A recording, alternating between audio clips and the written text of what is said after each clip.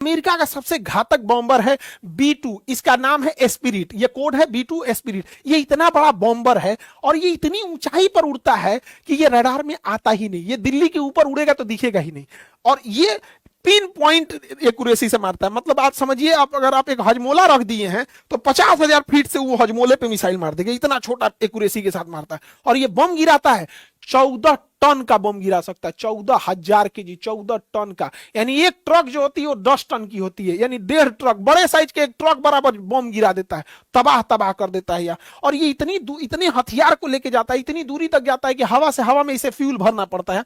और ये स्टील्थ है। स्टील्थ उसे कहते हैं, स्टील्थ एक ऐसी टेक्नोलॉजी होती है जिस पर रडार जब आता है तो रडार का खासियत क्या, रडार ऐसे टकरा के वापस जाता है, रडार के वेव टकरा के वापस जाते हैं। और अगर वापस चला गया तो रडार का सिग्नल भाग जाता है कि वापस आया है, वापस आया है। जैसे हम बॉल फेंकते हैं वापस आ जाता है, वैसे वापस अगर आ गया तो ये जान जाता है कि यहां पे जहाज है। तो ये क्या करता है, इसके ऊपर एक फिल्म लगी होती है, पेंट की कोटिंग होती है जो इसको चिपका लेती है। कोई भी रडार आएगा उसकी सिग्नल को चिपका लेगा तो रडार ऑपरेटर को लगेगा कि सिग्नल तो लौट के आया ही नहीं, इसका मतलब सामने कोई था ही नहीं। तो ये जब भी उड़ान भरने जाता है तो इसके ऊपर पेंट किया जाता है। जैसे ये इसके ऊपर चढ़ के देख रहा है, अब ये जहाज नहीं उड़ेगा क्योंकि जहां जहां ये पैर रखा होगा वो रडार पे आ जाएगा। तो इसको हटा के फिर उसके ऊपर पेंट किया जाएगा, हर उड़ान से पहले इसे पेंट किया जाता है। और ये इतना बम गिराता है, 14 टन का ये GBU-59 बम गिरा दिया था। और बंकर बस्टर बोलते हैं इसको। इस बम के अंदर इंजन नहीं होता, इतना भारी होता है कि तोड़ के नीचे चला जाता है। और ये जहाज इतना बड़ा है, इतना चौड़ा है कि अमेरिका के केवल एक ही जगह रहता है, व्हाइटमैन एयरबेस पे।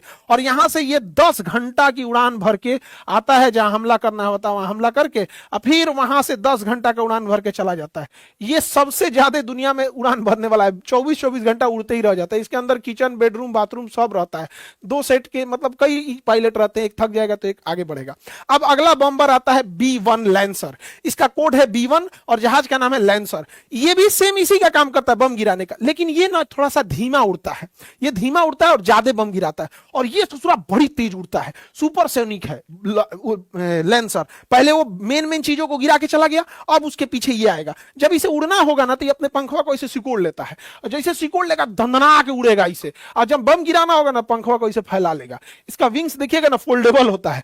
जब बम गिराना होगा तो स्पीड धीमा करेगा ना, बम गिराना होगा तो स्पीड धीमा करके गिरा उड़ा के और फिर पंख सिकोड़ेगा, धनाक से उड़ जाएगा। यहाँ पे इतना तेज बॉम्बिंग करता है, इसमें केवल बॉम्बे भरा हुआ है, ये लड़ाई नहीं कर सकता है। अगर इसको दुश्मन का जहाज घेर लेगा ना, हेलीकॉप्टर घेर लेगा तो मार के गिरा देगा, लेकिन ये बॉम्ब गिराता है। ये केवल क्या है, बॉम्बर है। तो ये लैंसर बॉम्बर हो गया। इसके बाद जो बॉम्बर आता है वो B52 आता है। इसे द बफ भी बोला जाता है, हालांकि इसको स्ट्रेटोफोर्ट्रेस भी बोला जाता है, लेकिन इसका ज्यादा कॉमन नेम द बफ है। ये सबसे बड़ा बॉम्बर है, सबसे बड़ा बॉम्बर। कारपेट बॉम्बिंग करता है, पूरा बिछा देता है उस एरिया को। जहां बम गिराएगा ना, शहर का शहर गायब कर देगा, ऐसे बिछा के रख देगा यहाँ पे। ये बॉम्बर आएगा B52। दुनिया में पहली ऐसी लड़ाई ईरान के साथ है जिसमें ये तीनों बॉम्बर एक साथ काम आ रहे हैं। हालांकि हमेशा इतना काम नहीं आते हैं सब, ईरान पे दिन रात बम गिराए जा रहे हैं यहाँ पे। अब जब बॉम्बर का काम हो जाता है तब आते हैं फाइटर।